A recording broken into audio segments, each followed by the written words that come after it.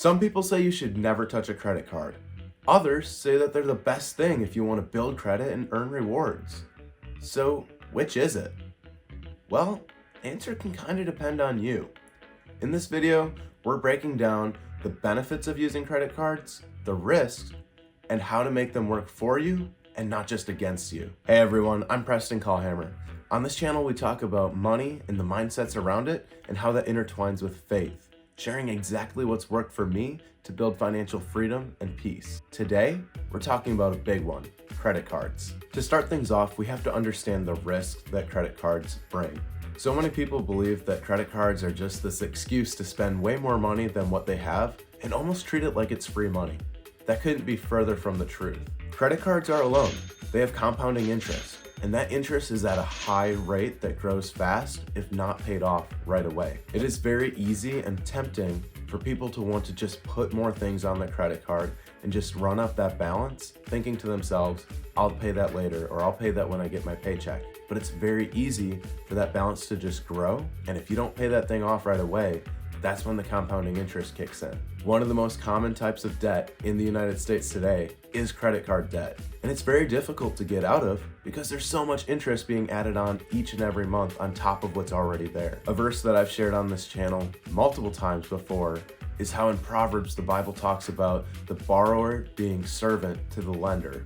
And that's absolutely true with credit cards when they're not paid off. If all you do is run up the balance on your credit card and don't pay it back down, that debt starts owning you to the point that all your money that you're able to make, you're trying to put back into that debt and it just doesn't want to go away. You can get there, but it takes a lot of time to get back out. This is why people like Dave Ramsey tell you to cut up your credit cards and get rid of them. And quite honestly, I couldn't agree more. For somebody that's way in over their head in debt, they absolutely should get rid of that credit card, pay it off, and never touch them again. The likelihood that somebody that has struggled with debt on a credit card in the past will struggle again is high. So it makes a lot of sense to just get rid of that thing, pay it off, and never touch that again. However, where I personally have a different school of thought would be for somebody that has the discipline to not overspend. And that leads us perfectly into our next lesson, which is knowing yourself and understanding the human nature that drives your thoughts. We just talked about the fact that some people can't handle the temptation of owning a credit card. If at some point in your life you have already struggled with taking on credit card debt, I'm not saying that you can't change, but the likelihood that it'll happen again is a lot higher than if you've never struggled with that in the first place. If you're that person, I would recommend staying away from credit cards because they aren't going to help you. They're only going to cause a potential harm to you. Personally, I know myself to be on the other side of this spectrum. And quite frankly, I'm way off the edge of the chart, where I have to force myself to spend money on anything. Knowing this about myself helps me recognize that even with a credit card, I'm not going to spend more than what I have or what I have available. I learned this about myself at a fairly young age. I was a teenager and all my friends would want to go eat out. And I was the one that said, hey, we should stay home and eat at home because I didn't want to go spend money to go eat out. I'm still that same way, where I really don't get that much fulfillment out of spending my money. Therefore, I understand that in the cases where I do need to spend money, if I put it on credit card, it can provide some potential benefit to me, which we'll talk about later. The lesson here is to understand yourself and your tendencies. If the credit card feels like the freedom to just go spend, you probably should look in the mirror and say, I don't want this in my life, because all it's going to do is make a trap for you. If you're the kind of person who doesn't want to spend much in the first place and only is going to buy the things that you would buy anyway, that's when it might start making more sense. Credit cards specifically play into our emotions. It seems that the more the world develops, the more that we as individuals desire instant gratification.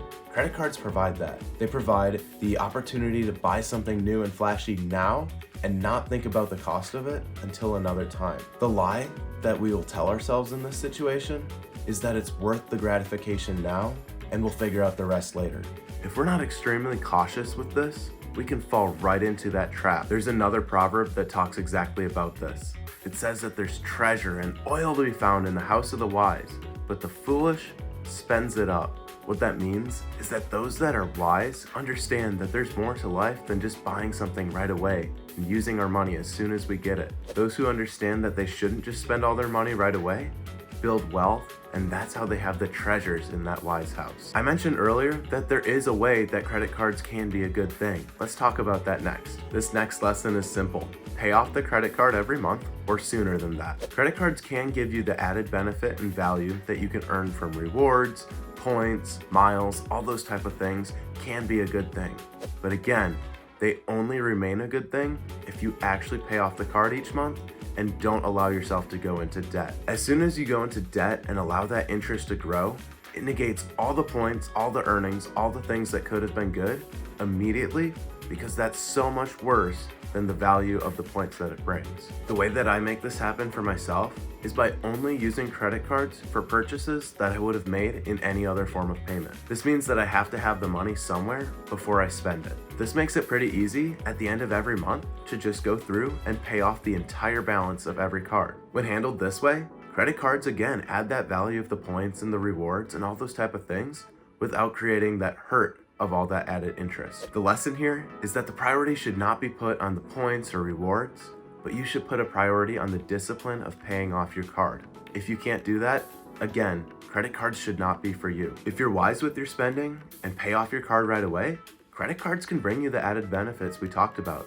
but you have to be careful to make sure that you have the discipline to do so. That takes us right into the next idea, which is a practical system on how to use a credit card. The practical way that I use credit cards is I treat it like a debit card. Debit cards act as a function directly related to your bank. Immediately when you use a debit card, it pulls the money right out of your personal bank account and spends it. When I'm using a credit card, I think about it the exact same way. Even though it doesn't immediately happen, I treat it as though it has. In my head, I know that I've spent however many dollars I just spent out of the money in my bank account. Therefore, I set that money aside mentally and know I can't spend that again. I mentioned earlier, I only use that credit card to buy things I was only going to buy anyway. No matter the form of payment, I'm going to buy groceries each month. No matter the form of payment, I'm going to buy gas. Things like that I know I'm going to buy, whether or not I put it on a credit card, I put on that credit card again to get those few values out of it, but immediately pay it off at the end of the month so that it doesn't become a burden that lasts and builds interest. Something helpful that my wife and I do together is always talk about any purchase over $100 before we make the purchase. This helps us talk through ideas and make sure that we're on the same page with something that would be a larger purchase. Sometimes we decide to sleep on it or think about it a little bit longer, or even after the conversation, we decide not to buy it. And when we do buy it, we know that we're both aligned on the value that that thing will bring and it being worth the value that we're putting into it. This helps us avoid stacking up a lot of payments on our credit cards and having to pay things off later on that we maybe didn't even need. The idea you want to take away here is that having a lot of credit cards isn't necessarily a good thing. What brings true financial peace and freedom is being in control of your money. If you have the discipline to control your credit card spending, again, they can bring value to you. But if you don't have the discipline or have the tendency to overspend, credit cards are only going to continue to feed that flame. So at the end of the day, my take on credit cards is what I said at the beginning. It really depends on you. For most people, it's probably not a good idea. But if you have that discipline and you're able to hold yourself accountable, you can reap the benefits without getting bit by the consequences. Credit cards can be a trap, but they can also be a tool. And it all comes down to your habits.